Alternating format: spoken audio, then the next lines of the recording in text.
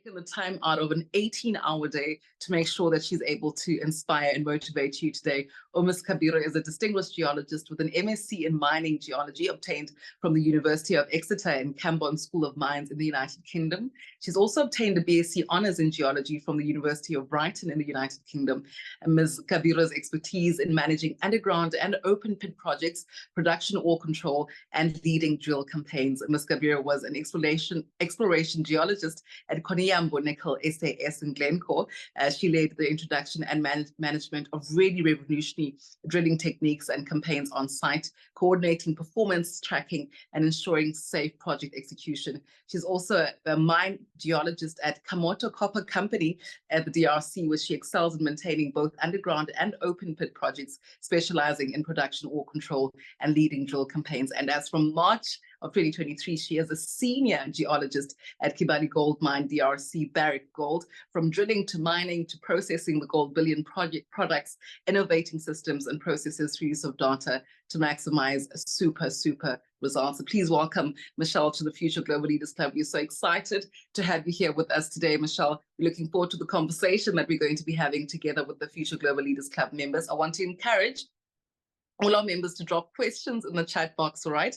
And if during the session you have something that you want to vocalize, just put your hand up, we'll note it and we'll come to you for the questions. Michelle, welcome to FGL. We're so thrilled to have you. Thank you so much. I really appreciate it. I'm just gonna turn on my video if everyone can see. Excellent. This is a great opportunity. Thank you so much for having me. Yes, it's a busy schedule, and yes, the grind keeps on going, but this is 100% worth it. So I 100% appreciate the opportunity to share a bit of my world with you. And yes, let's keep the conversation flowing and just have an open chat. I'm quite excited about it. So, we are so thrilled. So I'd like to, first of all, when you hear mining geologist, are you thinking of like some tough, strong man out there? You don't really think of a female. I'm going to allow us to get to that point where how a young person like yourself found herself in mining and geology. But I think more interesting is perhaps maybe you can share a little bit about yourself. Who is Michelle? Where's she from? How's family life and that sort of thing? Sure, absolutely. More of a superstar than I feel I am, so thank you for that. I grew up in South Africa, Alawa North, really small town in the Eastern Cape. It borders the Free State as well. So I spent from birth up until I was 15 before I moved to the UK through an opportunity of my mom, who went and got a job over that side, and my sister and I shortly followed afterwards.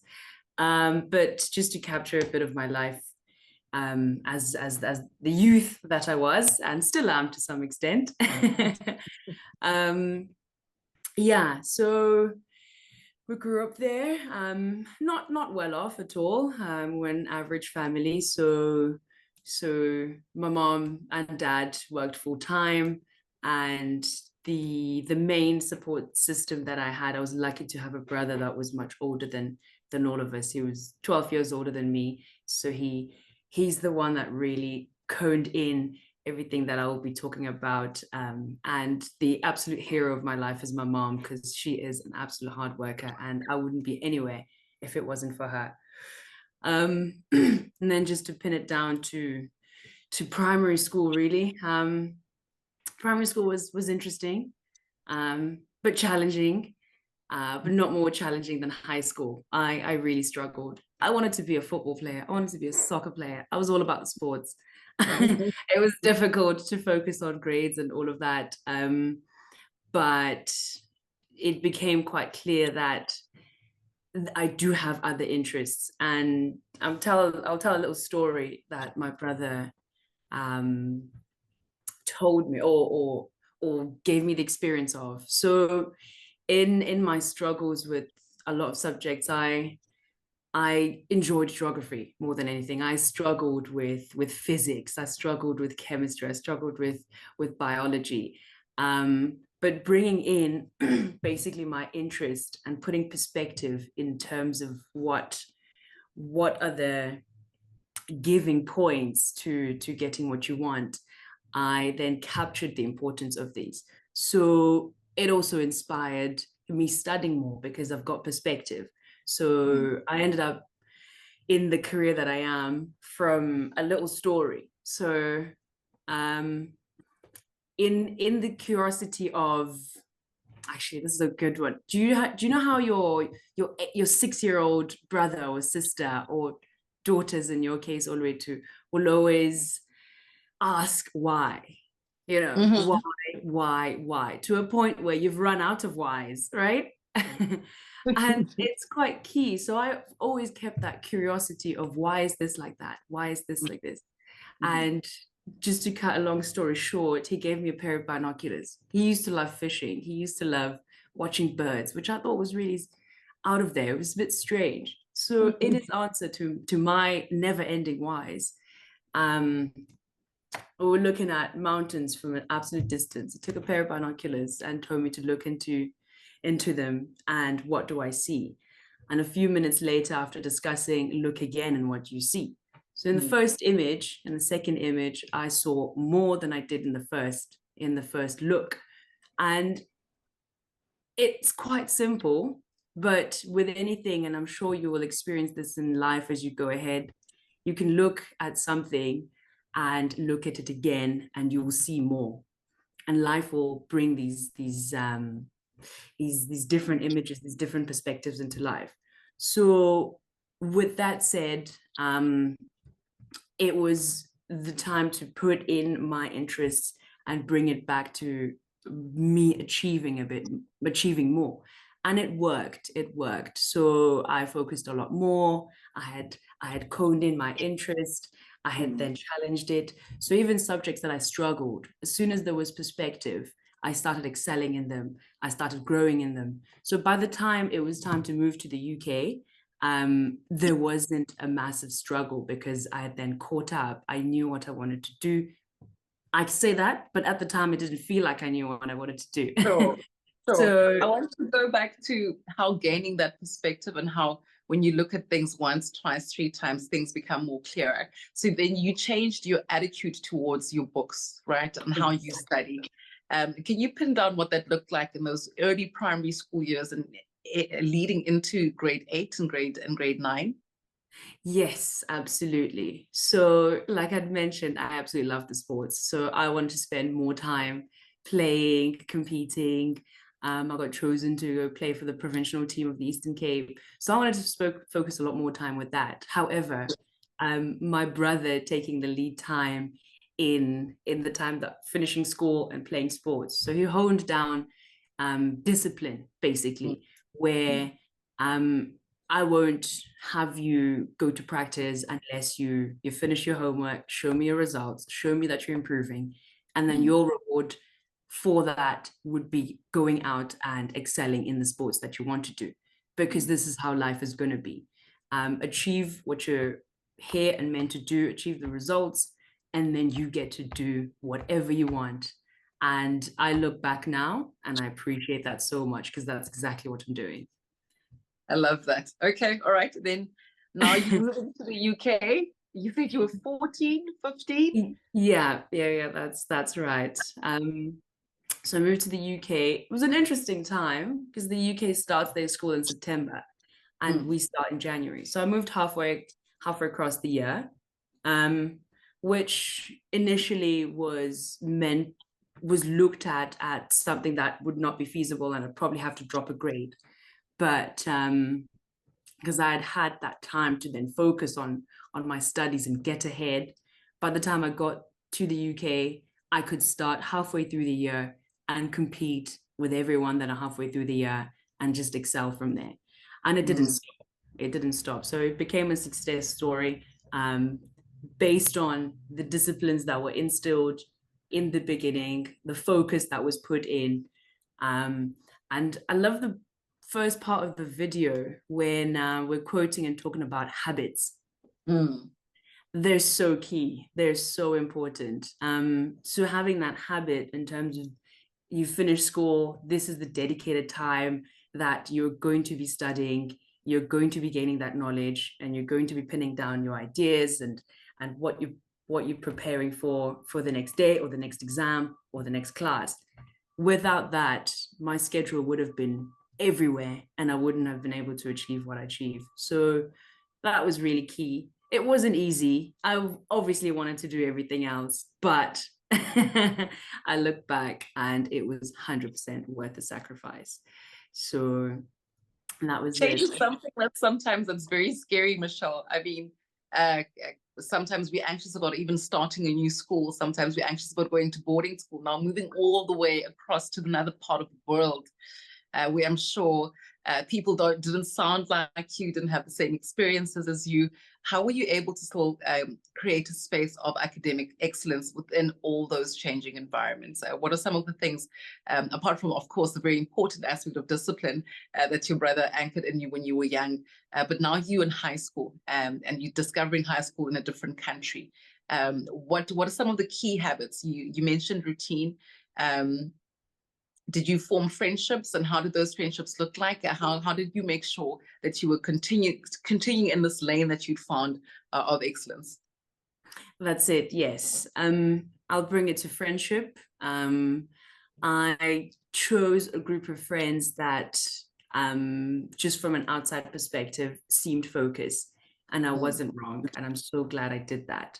So having an opportunity to choose your group of influence was that. I liked them because they went to the library at lunchtime and picked a few books, and then went on to spend the rest of the lunchtime on outside, either playing or interacting with people. So that was really cool. The group of friends are really key because we influence each other. We influence each other a lot.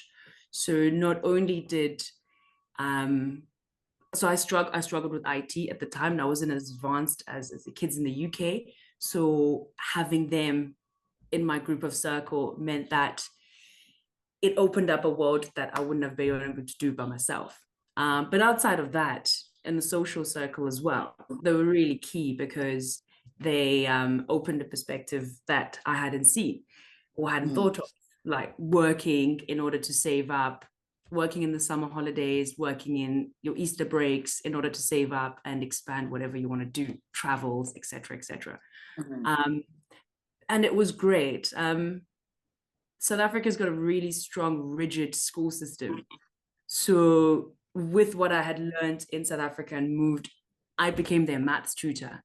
And I wasn't particularly that great at maths either. Wow. So it was a you know, a win and gain on both ends, and that strengthened that relationship between our friends and myself. Yes, it was difficult to adapt because they don't look like me, they don't sound like me, we don't have the same priorities. Yet what you bring to a group and is pretty important, and you should never underestimate yourself because you always have something to give. You always have something to give. Okay, all right. So high school, there's Uzukanya who has a question here on what inspired you to become a geologist. We mentioned that it may have been sparked when you're still in Owl North, but now you're in high school. How does that grow, and what inspired you really to become a geologist? Wonderful. Yeah. So as I'd mentioned, I grew up in Albo North, and we had these hot springs, and I had no idea why water would come from under the ground, under mountains, and would come up hot. So because no one would explain this, and part of the story of my brother giving me binoculars and just telling me never to stop asking why, I'd always continued that way. So I'd been asking myself, why? I've later on found out, much later on in my life, but bringing it back to school, because I really enjoyed geography, I enjoyed the outdoors. My teacher noticed this, and he got me to join these evening classes at the local university. Bear in mind, I'm 15 years old. I have no place in university. But it was evening classes, and it opened up the world of even adults coming in to do these evening classes just to expand their interest and all that. So that was pretty key. But in terms of exposure and all that, different people have different ideas of everything. So having a group like the Future Global Leaders is really key. It's really key because you get to a point where you're at the stage that most of you guys are in, and it's tough. It's tough. Are you choosing the left or the right route in the middle of an intersection? And I honestly remember that time as the most difficult part. But with everything that I've said, once you do find that interest, just hone on it because it gives you so much perspective. And if you're doing what you enjoy, you're most likely going to do it well. So I then continued to find out why. I'd moved away from Alamo North years after that, and found out that, and deep under the continental crust, you've got the magma, you've got the core of the earth, basically. And from there, you get magma that warms up the next layer of metal, basically. And then from that, it warms up the underground rivers, the water table. And from a crack called fault lines, this heats up the water that has come up and come to surface. And then we had natural springs. So I've determined myself to go find the rest of the natural springs around the world. I found them in Canada, I found them in Thailand, I found them in multiple places. And it essentially brought me to what I do now in the DRC, being a gold digger per se, but but basically leading a really good career, which gives me the opportunity to enjoy what I do and carry on learning more things. My world never stops. It's just super interesting. Every day is different. Every day I meet people from different parts of the world, and it's quite impressive. It's quite impressive. I enjoy it. It sounds absolutely phenomenal, and it's clear from your face and your voice how passionate you are about this. Obviously, you had to do really well at key subjects in order for you to be able to apply to university and to study in the UK. To get your BSc with honors and then to get your master's. Can you take us through that journey and how you then focused on the key results you needed to get in order to get into university? Did you get a bursary to university, or did you have to be some funding? How does that look like? Sure. I'll also join that question with Sia's question. Did you have to study geography in order to pursue a career as a geologist? Yes, I did. But you also required geography, chemistry, and maths. So those are the key 3 subjects. And the 4th subject, I don't know in South Africa how many subjects we have to choose, but you do need a 4th subject to supplement the 4 grade and open you up. So you could basically choose what brings up what we do. So geology is the study of the earth, and different dynamics bring up what geology is, and I'll expand into it in a story just shortly. But just to answer your question, Olotu, yes, so it was through study loan for my undergrad. So I took out a study loan for that, and I'm still paying it off slowly but surely. But for my master's, I did get a bursary because I excelled in what I did, and part of my how can I say, my passion for travel, and I combined my passion for travel as well as my passion for geology. Combined them, and then did a project in an old mine in a desert in Spain. And I'll go through some pictures just to show you what it looked like when I was walking the deserts of the Spanish mountains. With that project, it showed some key elements of what was missed out and why the mine closed. And through that, I presented it and got a scholarship to do my master's. Wow. So I wasn't, like I said, an excellent student back in high school, back in primary school. But that change in focus, that change in discipline, and honing my interest opened up a whole world for me. And I can't look back, because it really did open the world. So I do want to just go through some pictures as well, if we Yes. can. Yeah, just to give a little bit of perspective of my world. And Avu's question, I will come to it in a minute. So do you mind if I share my screen? Yes, sure. But Luvuka, could you assist?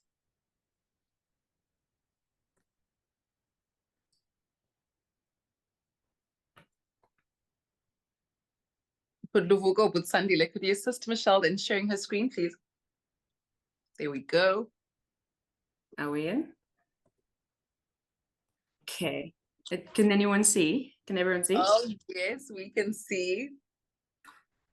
Fantastic. So I just want to start with my mother. She is an absolute hero. She's an absolute hardworking woman. She's still pushing to this day, working in her own business, continuously inspiring. So she's absolutely lovely. That was in Ashaka and Durban. And just bits and bobs, just to have a view of the chances I've had to go around the world, combining my passion, combining my travels, and talking through it. So this is in Cyprus. We're mapping an oceanic crust. This barely happens in the world, where you see the bottom of the crust thrown up on top of the earth. It's fantastic. More questions can be answered a bit later in the intricacies of geology, but this was cool. This is when I was doing my internship in Bulgaria, where you do not dress like this in a mine anymore. There are enough safety precautions, but back in 2016, 2017, in Eastern Europe, we got away with this. So I've had chances of mapping cliffs in Wales, Southwest England, and this is the project I was doing in Spain. Absolutely hot in a desert. I think you'll see most of the times we got these walking boots, a notebook, and a pen.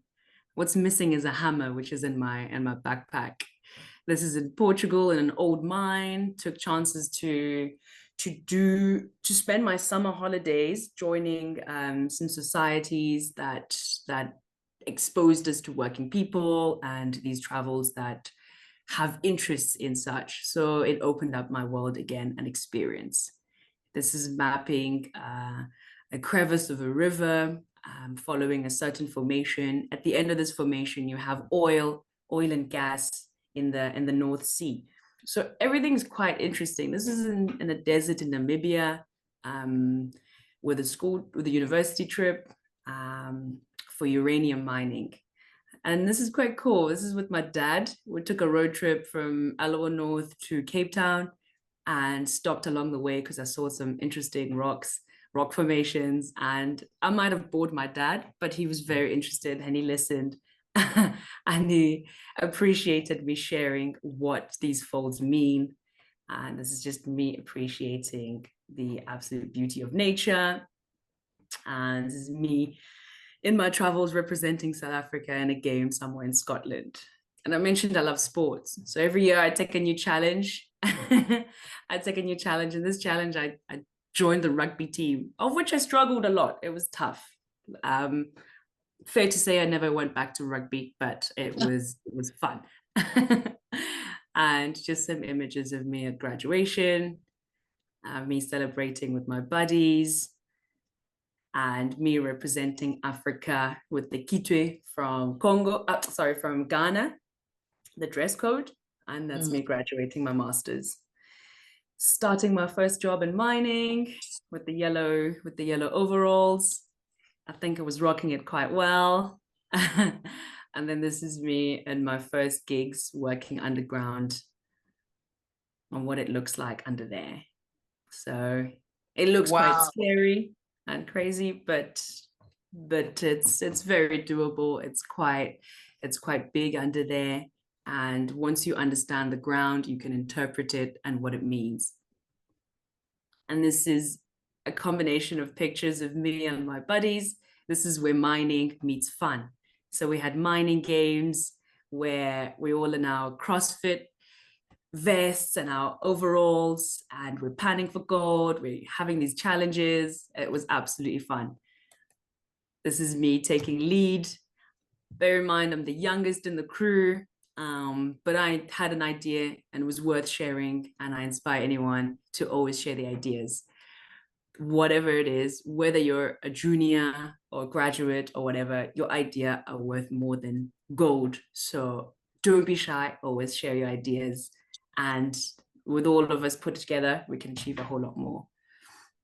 And then the others are just some little snapshots of me and my buddies. These are the different people that you meet across the world. This is in New Caledonia and the Pacific Islands. I had an opportunity to work there for about a year.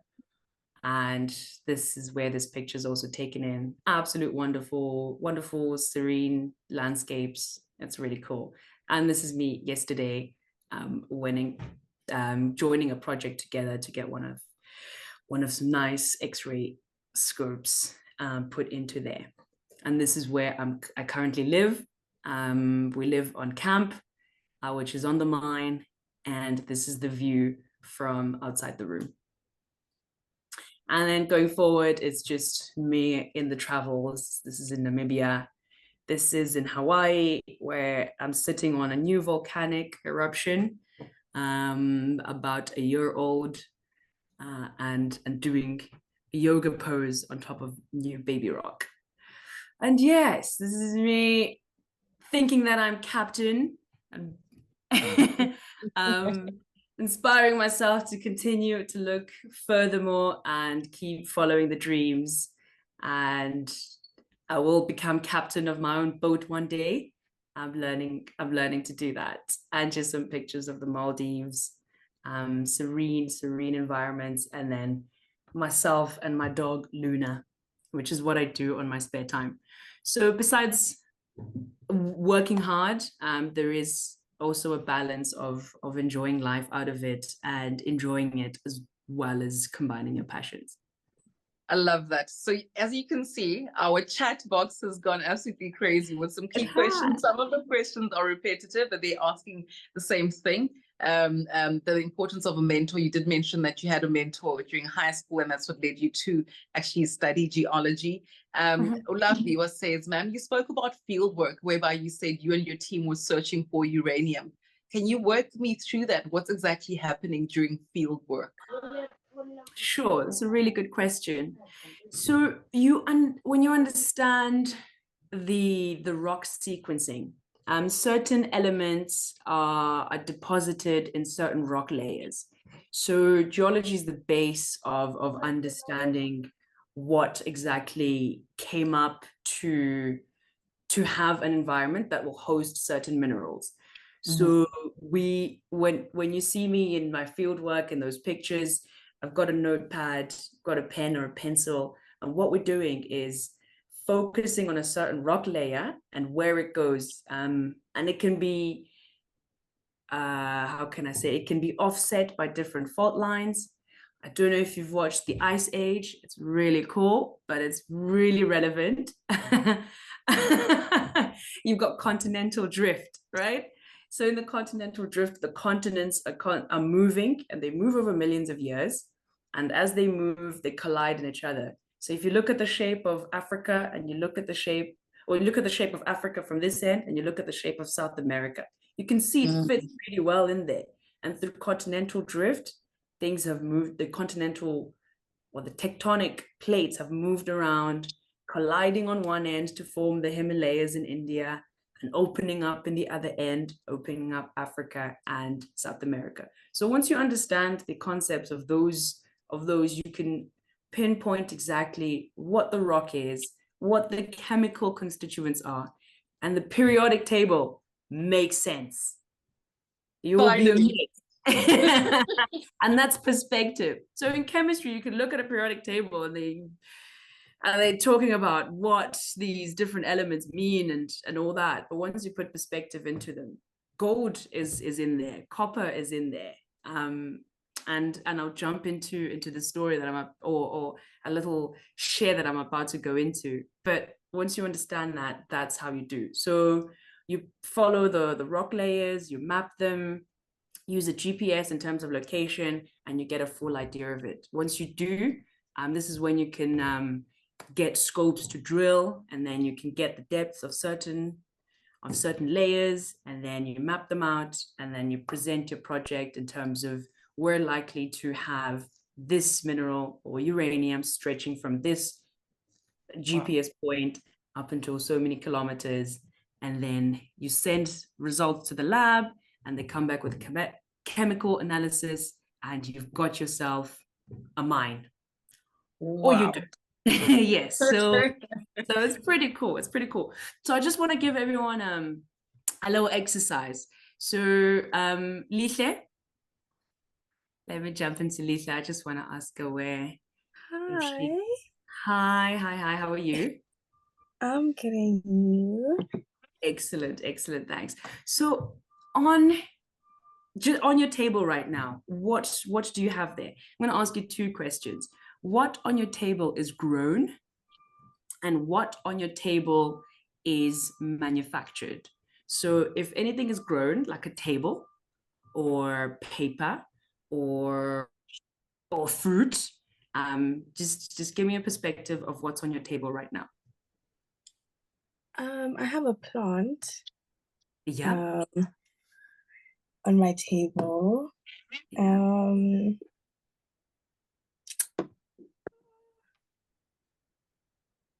You say papers are also grown? Yeah. Yeah, black books. Yeah, I'm sure you have your computer as well. Yes. You got your computer, you got your phone, you have your pen, and then whatever's in the plant is held with a plastic thing. So I'm asking you this to give you some perspective. There are two things. It's either things are grown or either things are mined, right? So looking at your plant, you probably have a plant holder or the pot. Yes. The pot is probably made of some plastic or some ceramic material. So plastic is the residue of oil, and we mine that, right? Your computer, everything on your computer is made of different elements and it's manufactured. Nothing of there is grown, right? So you got your plastic again, you've got the elements behind this, you've got the screen, you've got the elements behind the screen, you've got different elements in the periodic table that make up that. You have your phone, you've got your pen, everything that's basically not grown is mined. So to just give you a whole perspective, before a mine is born, you need a geologist to go find that element, whatever it is. So that, and then you look beyond your table and look around your room. So the paint in itself are pigments, and pigments are different elements between potassium, between the different elements in the periodic table. That's what makes up the basically everything that we live with, right? You have your clothes. Some clothes are made of cotton, but they've got dyes, and different dyes are different elements put together to make this chemical substance to change the color. So everything is mined. Everything. The electricity that we use to connect right now, right? They go through copper wires. Copper wires are mined.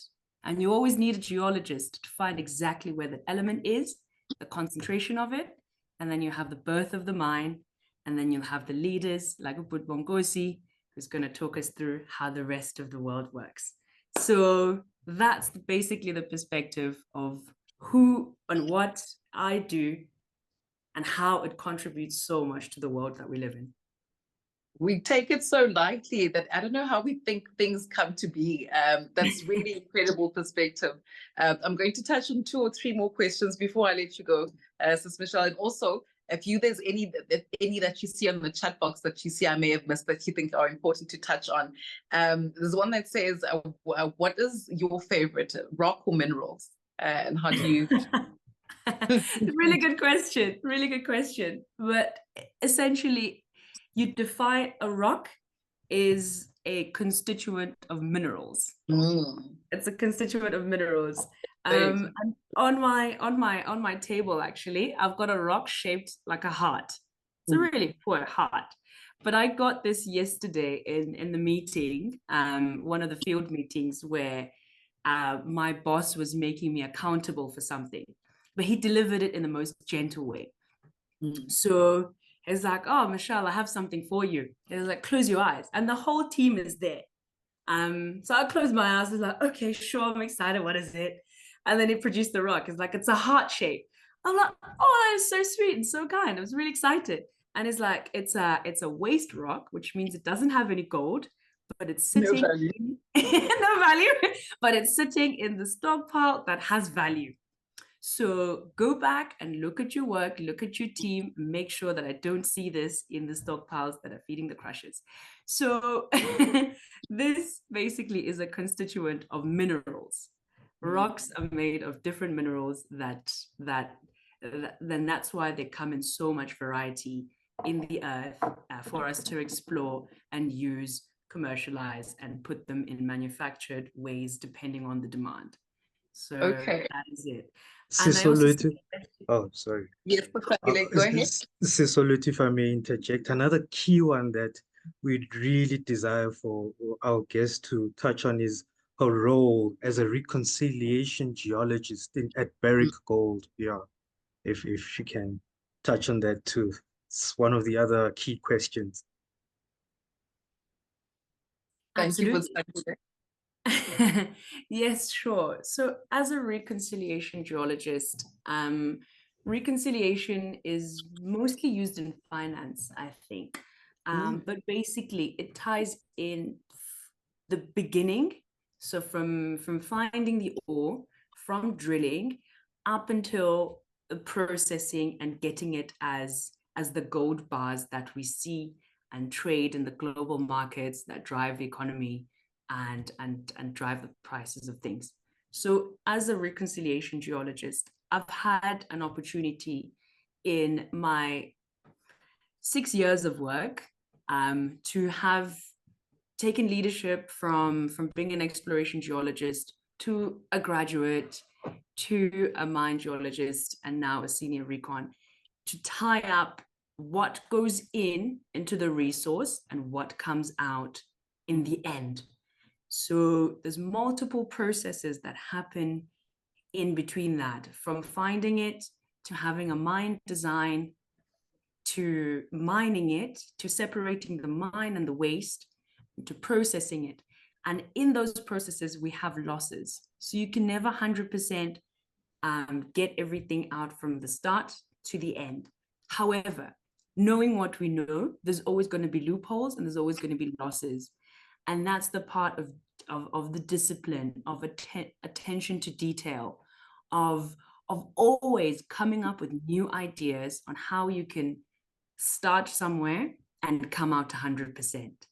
So my job is to track exactly where we are losing this mineral to the end of it, and highlighting where we can get better the next week, the next month, and the next year. That is basically what I do. So I optimize and continuously optimize. And if it wasn't for the curiosity, the passion, the ability to talk to people older than me, the ability to question them, to make them accountable, and for them to make me accountable, I wouldn't be able to be where I am, and I wouldn't be able to do my job effectively. And I certainly would not be here. You are a senior leader in this geology mining and a very male-dominated environment. Uli Tlabiso wants to know, what are some of the struggles that you have come across in being in your field, and how have you overcome them? Sis Olutu, again, sorry for interjecting. That's true. Yeah. If we may kindly take some of our dear FGL's questions, perhaps after Ubudbongi's presentation. Okay. It's also one of the requests. Okay, perfect. All right. So, Michelle, thank you so much. If you could please stay on, and then we'll do some of the questions. There's so many. And if you could also note any ones that you would like to answer, and we can do that as well. Fantastic. I will do for sure. Thank you so much again. Thank you to you guys and opening up this platform and running it for us. This is absolutely brilliant. Thanks to Lihle. This goes with all the appreciation in the world. You guys are amazing. And thanks to everyone else listening. It's absolutely brilliant. And this is a wonderful platform. Thank you.